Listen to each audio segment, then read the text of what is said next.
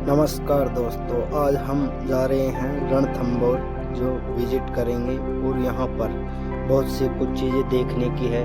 जैसे यहाँ पर नौलखा पोल, गणेश पोल और यहाँ पर 32 खंभों की छतरी, न्याय की छतरी, बादल महल और यहाँ पर सुक्का तालाब, गणेश जी मंदिर और यहाँ पर हाजी पीर की दरगाह आदि वगैरह इस किले में देखने लायक है और बहुत ही रोचक नज़ारा देखने को मिलता है रणथंभौर की दुर्ग में। यह दुर्ग बहुत ही प्राचीन दुर्ग है, रणथंभौर की दुर्ग। तो हमारे YouTube चैनल पर आप सभी का स्वागत है। आज हम आपका दीदार कराएंगे रणथंभौर के दुर्ग से, जो कि यहाँ पर बहुत सी वीर गाथाएं छुपी हुई है रणथंभौर के दुर्ग में। और यहाँ पर तरह तरह के महल हैं, जैसे बादल महल और यहाँ पर डांसिंग म्यूजियम आदि वगैरह भी है। और यहाँ पर गणेश जी का भव्य मंदिर है, जो यहाँ पर बहुत ही दूर दूर से श्रद्धालु लोग आते हैं गणेश जी के यहाँ पर। और बहुत ही विशाल किला है। इस किले के चार दरवाजे और 84 घाटियाँ हैं यहाँ पर। और यहाँ पर अगर किसी बाहरी आक्रमणकारी आते थे तो यहाँ पर भूल-भुलैया की तरह इन पहाड़ों में भूल जाते थे और वहाँ मेन किला नहीं मिलता था उनको। जो रणथंभौर दुर्ग थी उसकी नींव जैत्र सिंह द्वारा रखी गई थी, रणथंभौर दुर्ग की। और जैत्र सिंह ने यहाँ पर 32 साल तक अपना शासनकाल चलाया जैत्र सिंह ने। और जैत्र सिंह के पास में बहुत ही विशाल क्षेत्र था। और जैत्र सिंह की मृत्यु के बाद में यहाँ पर अगला राजा बना मीर भोज, जो कि मीर भोज था बहुत ही नेक दिल एक राजा था मीर भोज। और उसकी न्याय प्रणाली भी बहुत ही कुशल न्याय प्रणाली थी मीर भोज की। और जो कोई भी शरणार्थी आता था तो उसको मना नहीं करता था।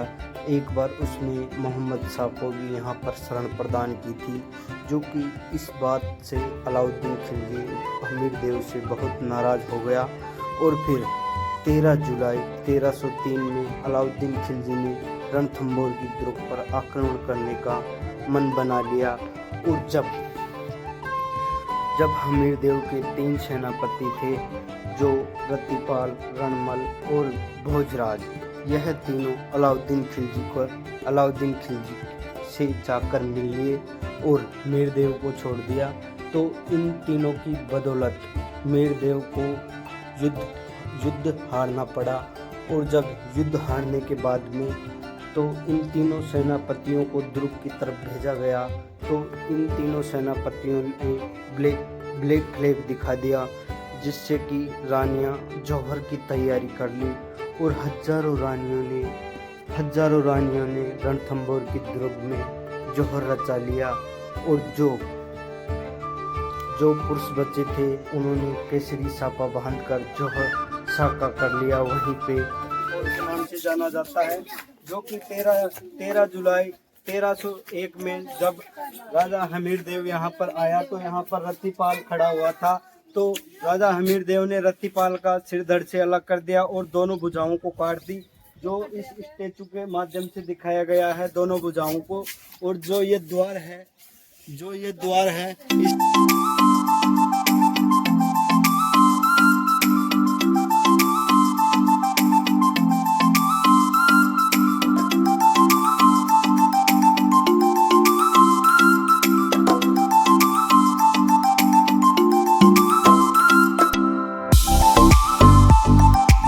इस गणेश पोल के नाम से जाना जाता था।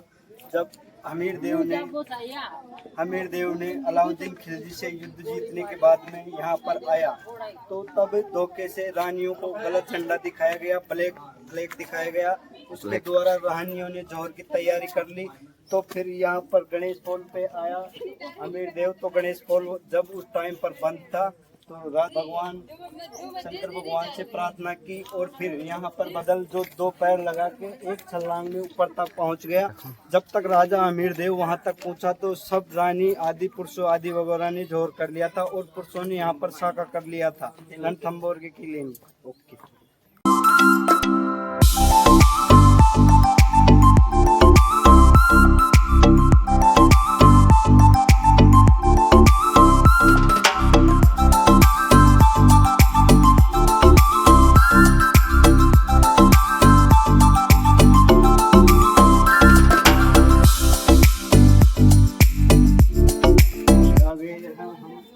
जब भी राजा ये विदेश के आता था तो रानियां आदि वगैरह इस वेलकम गेट पर आकर उनका स्वागत करती थी।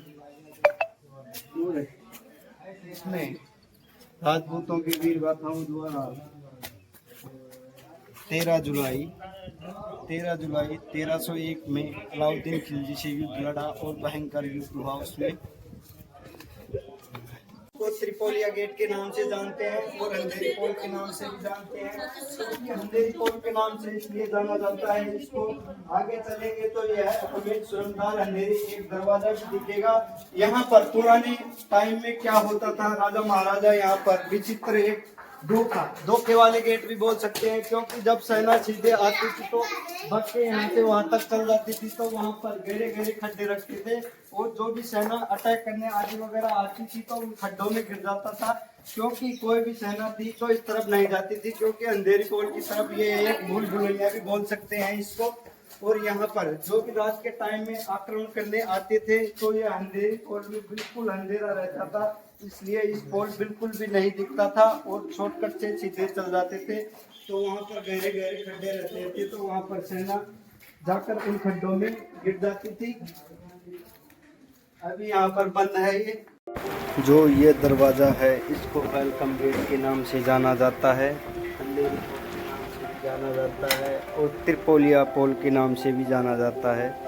क्योंकि जो ये वेलकम गेट है, उस टाइम पर राजा युद्ध भूमि से विजय होकर आते थे तो यहाँ पर इन झरोकों में आकर रानियां बैठ जाती थी और रानियों द्वारा फूलों की वर्षा से राजा का स्वागत किया जाता था। यहाँ पर जो भी राजा विजय होकर आता था तो यहाँ पर इसको युद्ध के टाइम पर काम लिया जाता था। इन छेदों से तीर कमान आदि भाला वगैरह या खोलता हुआ तेल या गर्म पानी आदि वगैरह इनसे छोड़ा जाता था। और बाद में धीरे धीरे जब बंदूक तोपें आदि वगैरह आ गई तो इनसे बंदूकों का निशाना भी साधा जाता था। जो हम ये छेद देख रहे हैं उसका सीधा गणेश पोल पर जाके दिखता है गेट पर। जो भी कोई भी जो दूसरे रियासत के वो आते थे आक्रमणकारी आदि वगैरह, तो इन छेदों द्वारा उनको टाइम पर ये बहुत ही उपयोगकारी थे। जैसे अभी इस छेद में से देख रहे हैं, कैमरामैन इधर दिखाना, तो यहाँ से अभी हम पार्किंग को देख सकते हैं, गाड़ियों की जो पार्किंग है उसको। और यह सीधा उस पे जा रहा है गणेश पोल पे। टाइम पर इसको सेना के अस्पताल के रूप में काम लिया जाता था। इसको यहाँ पर जो भी सेना युद्ध करके आती थी तो यहाँ पर इस भवन में रखकर उनका उपचार किया जाता था आयुर्वेदिक दवाइयों के द्वारा। और यहाँ पर छोटे छोटे 5-7 कमरे बने हुए हैं इस भवन में, जो कि यहाँ पर अस्पताल के रूप में इनका काम में लेते थे। और यहाँ पर डॉक्टर आदि वगैरह बैठते थे यहाँ पर। और यहाँ से पास की पहाड़ियों से देसी जड़ी बूटी आदि वगैरह लाकर यहाँ पर इलाज करते थे सेना का। जो भी युद्ध में सैनिक आदि वगैरह घायल होते थे तो इस इमारत को अस्पताल के रूप में काम में लिया जाता था। कैमरामैन हमारे साथ आने की चेष्टा करें। और यहाँ पर जो इस इमारत के दरवाजे हैं वो 5 फीट से नीचे हैं और जो पहले के लोग थे वो 7-7 फीट के थे। तो ताकि जो 7 फीट के लोग थे तो ये दरवाजे से झुककर आए, तो हमारी संस्कृति में झुककर आदर करने की आदि वगैरह पर 3-4 कमरे बनाए गए हैं ताकि सेना को यहाँ पर आराम करने की व्यवस्था आदि वगैरह करें। और जो हमारी पहले की पुरानी टेक्नोलॉजी थी मकान बनाने की, तो ऐसे लकड़ी पे फिर लगाकर हम छत आदि वगैरह बनाने की पुरानी टेक्नोलॉजी थी। पहले लोगों का इतना अभ्यास नहीं था, सीमेंट आदि वगैरह पट्टियां आदि वगैरह नहीं थी, तो इन पुरानी तकनीकों के द्वारा ही पहले इमारत बनाई जाती थी। हम जो ये इमारत देख रहे हैं इसको वीआईपी महल के नाम से जाना जाता है। उस टाइम पर इस इमारत का काम शादी के फंक्शन आदि वगैरह के लिए किया जाता था। और उस टाइम पर यहाँ पर कोई दूसरी रियासत का राजा या मंत्री आते थे तो यहाँ पर उनको ठहराया जाता था और उनकी बहुत ही अच्छी तरीके से खातिरदारी भी की जाती थी। आ गए हैं हम वीआईपी महल में, जो पहले राजा के मंत्री आदि वगैरह कोई भी इनके दूसरी रियासतों से राजा आदि वगैरह आते थे तो यहाँ पर ठहराने का काम करते थे। और यहाँ पर वीआईपी शादी आदि वगैरह होती थी। तो यहाँ पर शादियों का काम भी होता था।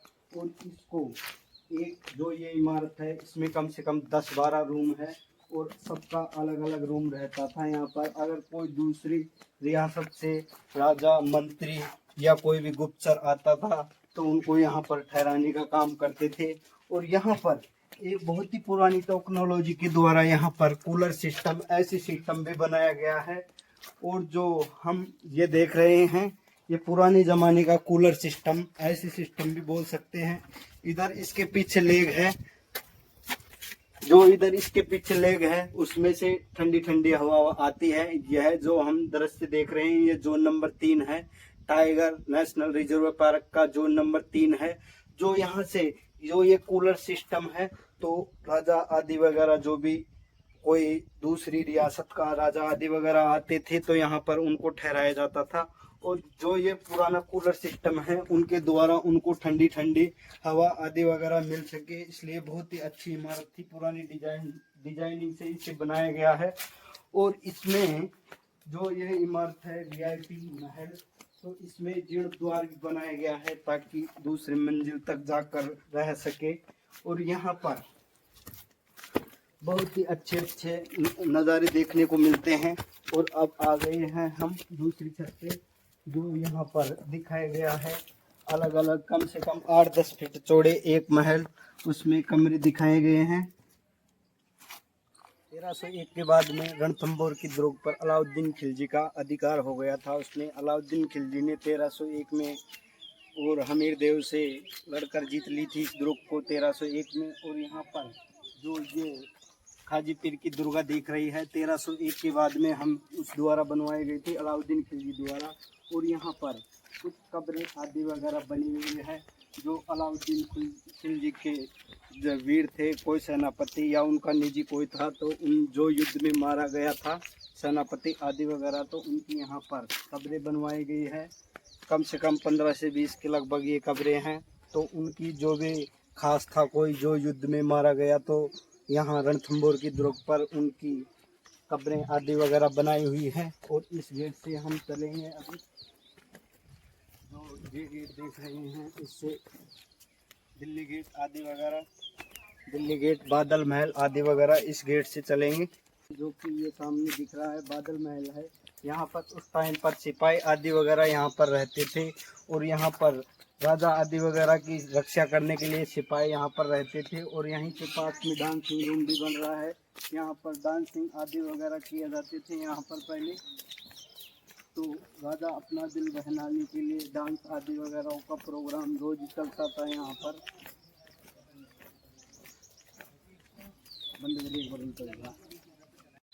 जो हम ये इमारत देख रहे हैं इसको डांसिंग महल के नाम से जाना जाता है।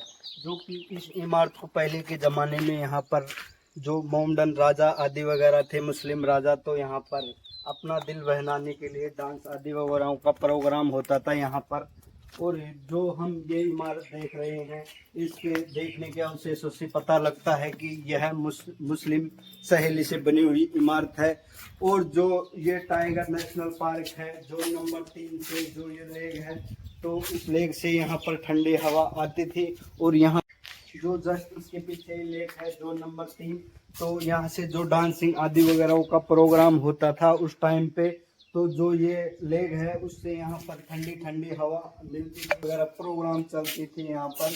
जो 1301 के बाद में अलाउद्दीन खिलजी का रणथंभौर की दुर्ग पर अधिकार हो गया, तब इस इमारत को बनवाया गया था। और इस इमारत को देखने से पता लग रहा है कि यह इमारत मुस्लिम शैली में बनाई गई इमारत है। इसकी डिजाइनिंग से ही पता लग रहा है दोस्तों। जो हम ये इमारत देख रहे हैं इसको बादल महल के नाम से जाना जाता था। जो राजा मीर भोज था, हमीर देव, उसका घोड़े का नाम बादल था, इसलिए इस इमारत को बादल महल के नाम से जाना जाता है। उस टाइम पर इस इमारत का कार्य सेना को यहाँ पर ठहराने आदि वगैरह का करते थे। यहाँ पर खुला हुआ प्रांगण और कुछ 2 मंजिला भवन है। ये जो बादल महल है वो 2 मंजिला भवन है यहाँ पर। और यहाँ पर सेना आदि वगैरह को यहाँ पर ठहरने के लिए इस भवन का वो लिया जाता था, काम में लिया जाता था। और यहाँ पर कम से कम 15 से 20 कमरों की संख्या है। यहाँ पर बहुत सी सेना ठहरती थी, युद्ध से आकर, युद्ध होने के बाद में यहाँ पर आकर आराम आदि वगैरह का कार्य यहाँ पर किया जाता था।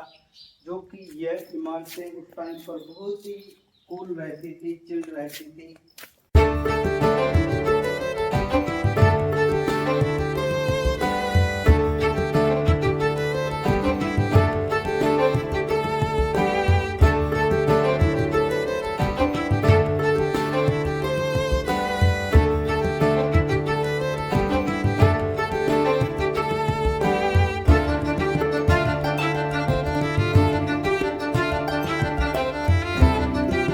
सिंह के जो पुत्र था जेत्र सिंह, और जो जेत्र सिंह की याद में इस 32 खंभों की छतरी का निर्माण किया गया है। जो जेत्र सिंह राजा थे, उन्होंने रणथंभौर पर 32 साल तक राज किया था जेत्र सिंह ने। और फिर उनका जो बेटा था हमीरदेव, तो उनके द्वारा 32 साल राज किया था, तो उनके द्वारा 32 खंभों की छतरियों का निर्माण किया गया है। जो ये दर्शाता है कि एक खंभा है वो 1 साल का शासनकाल दर्शाता है ये खंभा। और जो ये छतरी है, इसके नीचे ही गुप्त शंकर भगवान का शिवलिंग है, जहाँ पर हमीरदेव बहुत ही पूजा अर्चना करते थे। यहाँ पर बहुत ही पुरानी शिवलिंग है। यहाँ पर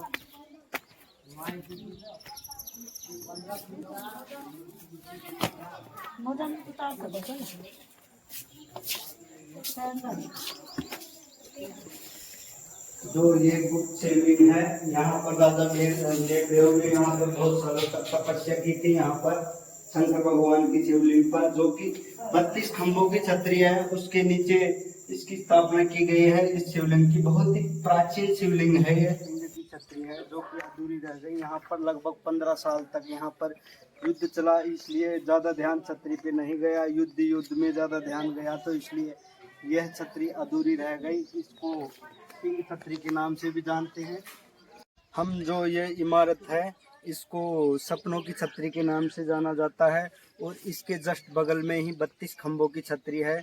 इसको सपनों की छतरी इसलिए बोला जाता है क्योंकि यहाँ पर रणथंभौर दुर्ग पर 15 वर्षों तक कंटिन्यू यहाँ पर आक्रमणकारियों ने आक्रमण किया था। इसलिए इस छतरी पर राजा का ज़्यादा ध्यान नहीं गया, इसलिए इसको सपनों की छतरी के नाम से जाना जाता है। और जो ये रणथंभौर का जो एरिया था, बहुत ही विशाल एरिया था रणथंभौर दुर्ग का। और यहाँ पर बहुत से परगने और बहुत से जागीरदार थे, जो राजा उनकी यहाँ पर मीटिंग आदि वगैरह लेते थे 32 खंभों की छतरी में। यहाँ पर जनता का भी न्याय होता था 32 खंभों की छतरी में, या कोई भी जनता को कष्ट होता था तो राजा के पास आते थे। यहाँ पर राजा के द्वारा बहुत ही कुशल न्याय प्रणाली के द्वारा यहाँ पर न्याय किया जाता था, और जनता के हितों को भी ध्यान में रखा जाता था। और जितने भी उनके अंडर जितने भी जागीरदार थे या परगने थे, उनको भी यही था कि भाई न्याय के मार्गदर्शन पे चलो, ताकि जनता को कोई कष्ट ना हो। और कर वसूले में भी राजा मिहिरदेव द्वारा यहाँ पर राहत आदि वगैरह दी जाती थी। कर वसूली में कठोरता पूर्वक यहाँ पर कर वसूली नहीं की जाती थी। और यहाँ पर अलग अलग सदियों में अलग अलग राजाओं ने राज किया था। यहाँ पर 1301 के बाद में अलाउद्दीन खिलजी द्वारा यहाँ पर राज किया गया था। और उसके कम से कम अलाउद्दीन खिलजी यहाँ पर 200 साल तक राज किया था। अलाउद्दीन खिलजी यानी मोहम्मद आदि वगैरह ने। फिर इसके बाद में यह अकबर के अधीन हो गई। यहाँ के जो जागीरदार थे, उसने अकबर की अधीनता स्वीकार कर ली थी। फिर यहाँ पर अकबर के बाद में ईस्ट इंडिया कंपनी आ गई, तो उसके द्वारा यहाँ पर संधि कर ली गई। 1800 कुछ ऐसी सदी में अंग्रेज़ों ने यहाँ पर संधि कर ली रणथंभौर के राजाओं ने। तो फिर जो भी कर वसूली आदि वगैरह थी, तो उनका हिस्सा अंग्रेज़ों को दिए जाने लगा।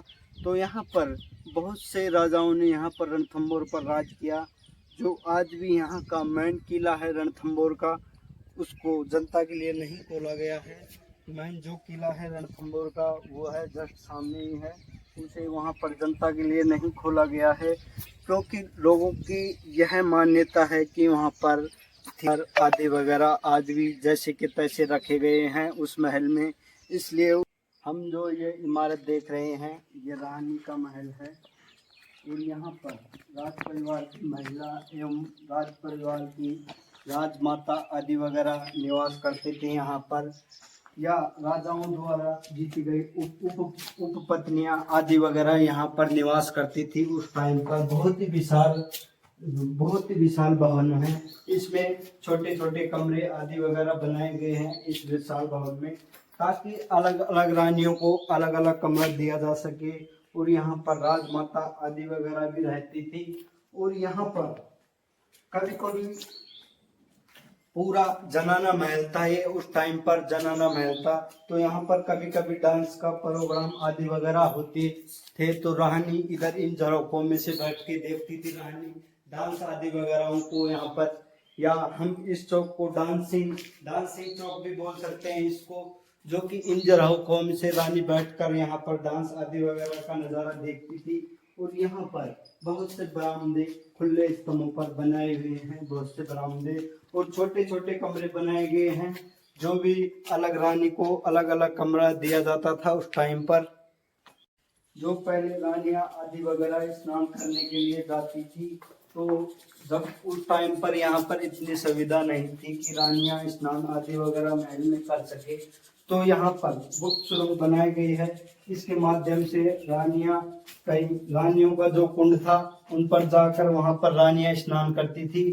और ये सुरंग रानी के कुंड तक जारी है, जो कि बहुत ही लंबी सुरंग है। अभी इसमें जाना सुरक्षित नहीं लग रहा है, इसलिए हम इस सुरंग में नहीं उतरेंगे। थोड़ा बहुत उतर के आपको दिखा देते हैं, इससे आगे नहीं जाएंगे हम, क्योंकि कोई जहरीले जीव जंतु आदि वगैरह भी रह सकते हैं। जो ये तालाब देख रहे हैं, इसको सुख सागर के नाम से जाना जाता है इस तालाब को, क्योंकि इसका नाम सुख सागर इसलिए पड़ा है इस तालाब का, क्योंकि यह गर्मियों के दिन में यह तालाब सूख जाता है, बिल्कुल सूख जाता है। और जस्ट इसके तालाब के उधर एक बोरिंग बना हुआ है, या कुआं बोलते हैं या देवरी बोलते हैं, तो उसके द्वारा उसमें पानी रहता है, कम से कम 20-25 फीट नीचे पानी रहता है। तो जो ये सुख सागर तालाब है, इसको यहाँ पर किले में तीसरे नंबर का तालाब है सुख सागर तालाब। और इसको उस टाइम पर सेना के लिए उपयोग में लिया जाता था इस तालाब को। यहाँ पर राजा आदि वगैरह यहाँ पर पानी पीते थे, जानवर और सेना का यहाँ पर पानी आदि वगैरह पीने का कार्य इस सुख सागर तालाब से ही किया जाता था। और जो वो सामने पहाड़ी दिख रही है, वह रणमल पहाड़ी है, और उसके बीच में हजारों फीट गहरी खाई है, उसको भोर बोलते हैं। और इसको रणथंबोर यानी थम बोलते हैं। थम यानी थम के आकार की पहाड़ी है, बिल्कुल खड़ी सीधी पहाड़ी है, इसलिए इसको थम बोलते हैं। उसको रणमल, इसलिए पूरा मिलाकर रणथंबोर बनता है जो। और बीच में भोर है, उसको भोर का मतलब रणथंबोर, इसलिए इसको रणथंबोर बोलते हैं यहाँ पर। और जो पहले के ज़माने में युद्ध आदि वगैरह करते थे, तो उस रणमल पहाड़ी पर युद्ध आदि वगैरह का वहाँ पर चलते थे युद्ध। और जो यह किला है, बहुत ही विशाल क्षेत्र में फैला हुआ है यह किला। और यहाँ जो स्थित है, इस किले में 4 दरवाजे और 84 घाटियों की किले को 84 घाटियों वाला किला भी बोला जाता है इसको।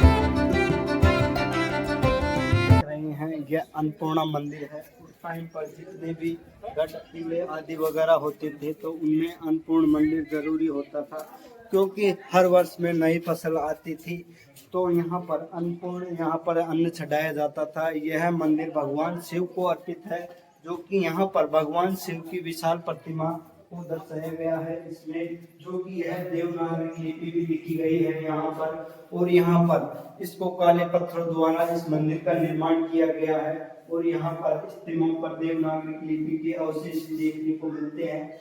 और जो यह मूर्ति है, महाराज है, 3 आंखों वाले, 2 3 नेत्र है, 6 परिवार विराजमान है। सोमबू है पहाड़ से निकले हुए। एक रिद्धि दो पत्नी इनकी रिद्धि सिद्धि, दो पुत्र सुबोला, सपरिवार विराजमान है। त्रिनेत्र गणेश जी महाराज है। यहाँ बाद में भी मेला लगता है तो सावन भादो में बहुत भीड़ चलती है। और बस